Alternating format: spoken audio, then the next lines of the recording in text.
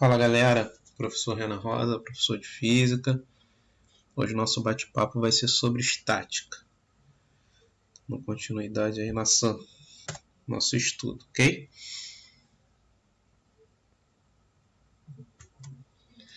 Galera, conforme a primeira lei de Newton, a gente vai deduzir o seguinte, né? O que a primeira lei de Newton fala? É o princípio da inércia. Que um corpo parado, ele tende a permanecer parado, e um corpo em movimento retilíneo uniforme, ele tende a permanecer em movimento retilíneo uniforme, exceto que uma força externa atue sobre ele. Tá?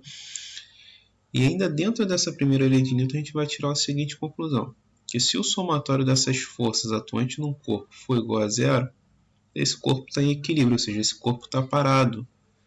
Porque se eu não tenho força, eu não tenho aceleração, consequentemente, ou o meu corpo está parado, ou ele está em movimento retilíneo uniforme.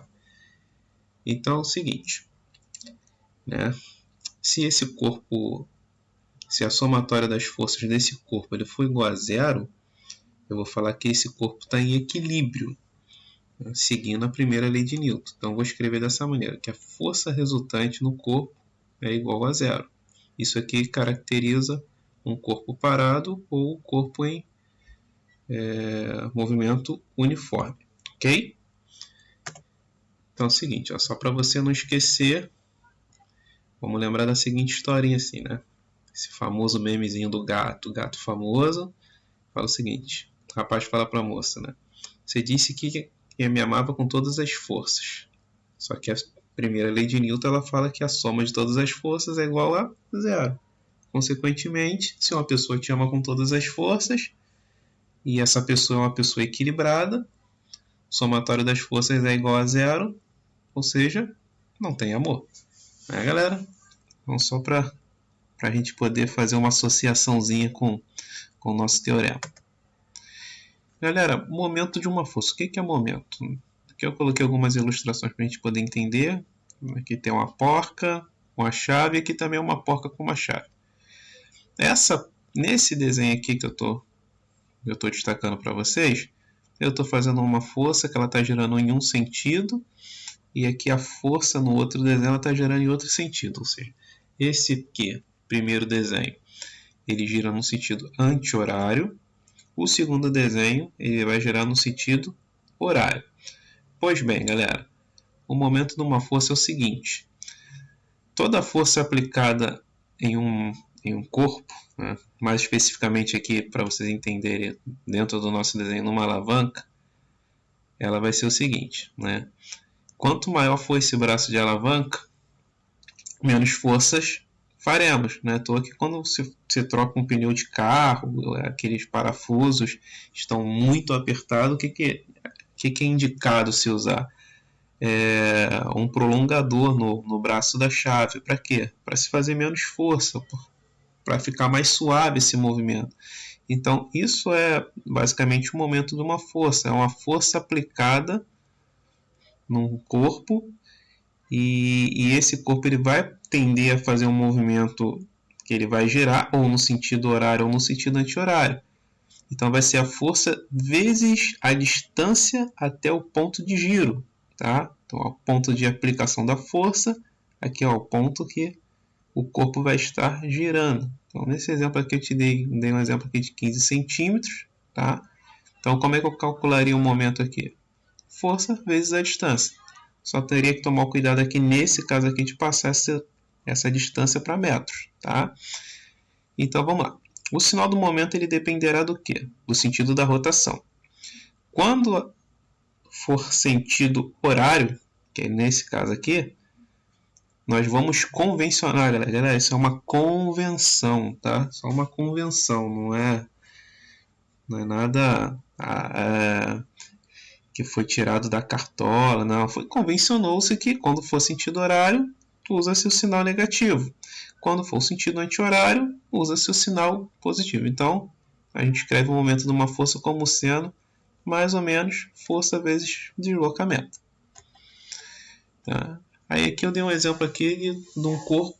Eu tenho um ponto de apoio, eu chamei de P, tem a distância 1, distância 2, e a gente fosse fazer um momento aqui, eu tenho duas forças, faria o somatório dos momentos, momento 1, momento 2. Tá? Lembrando que para um corpo estar em equilíbrio, o somatório dos momentos tem que ser igual a zero. Centro de massa é o centro, também pode ser chamado de centro de gravidade, só para a gente entender aqui. Ó. Se eu tiver um corpo qualquer, aquela famosa figura do João Bobo, né? É um brinquedo de criança muito, muito famoso. Então o que acontece? Você bate no João Bobo, o João Bobo vai para lá, vai para cá, e ele nunca cai, ele sempre volta. Por quê? Porque ele tem o seu centro de massa numa posição bem deslocada do que seria aqui do centro mesmo dele, né? Então, devido a esse centro de massa dele estar numa posição privilegiada, permite que esse boneco ele sempre fique de pé. Como é que eu calculo isso? Eu calculo isso através de uma média ponderada. Então, eu uso o x do centro de massa e y do centro de massa. Como se eu traçasse aqui, ó, o eixo y, o eixo x. Isso para corpos homogêneos. Então, o nosso cálculozinho do centro de massa ele sai por aqui. A gente poder entender assim, com figuras geométricas, ó, um triângulo. Se eu traçasse aqui as três bissetrizes internas desse triângulo, esse ponto aqui seria o meu centro de massa do triângulo. Um quadrado, o encontro das diagonais de um quadrado seria o centro de massa. Né? Seria basicamente o ponto a qual, se eu tivesse que equilibrar essa figura, seria o ponto de apoio. Se eu tivesse que usar somente um ponto de apoio, melhor dizendo, seria esse o ponto do centro de massa. Um círculo, tá? Circular, será o centro do círculo. Um retângulo, passa metade do x do retângulo, metade do y. Então, esse encontro aqui vai ser o centro de massa. Na nossa vida prática, galera, uma pessoa normalmente tem o seu centro de massa bem próximo ali daquela região do umbigo, tá? Então, aqui, ó, tem um rapazinho aqui plantando bananeira, o centro de massa dele está aqui. Ele faz uma firula aqui, que eu não sei que figura é essa que ele está fazendo. O centro de massa dele continua no mesmo local. Independente da posição que ele fique, do gesto que se faça, o centro de gravidade não vai mudar.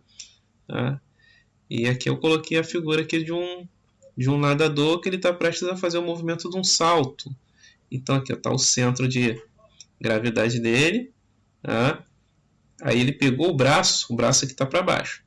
Quando ele levantou o braço para cima, para poder fazer o posicionamento do salto, nota aqui que o centro de gravidade dele se deslocou um pouquinho. Por quê? Porque a massa do braço que estava para baixo agora está para cima.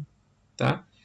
Quando ele faz a posiçãozinha aqui de se curvar para poder fazer o salto, ó, o centro de gravidade já praticamente saiu do corpo dele, tá? Tá do lado de fora. A gente vai fazer alguns exercícios aqui, a gente vai conseguir ver que, pô, Renan, mas como é que o centro de gravidade da pessoa tá fora do... A gente vai ver nos exercícios, tá? Então, é uma composição. Não, os alunos às vezes confundem. Renan, o centro de gravidade é necessariamente no meio do objeto, no meio da... Não necessariamente, tá? É por isso que a gente faz aquele cálculozinho que eu mostrei para vocês, para poder saber exatamente onde é o centro de gravidade ou centro de massa nos corpos. Galera, forte abraço para vocês, até nosso próximo encontro.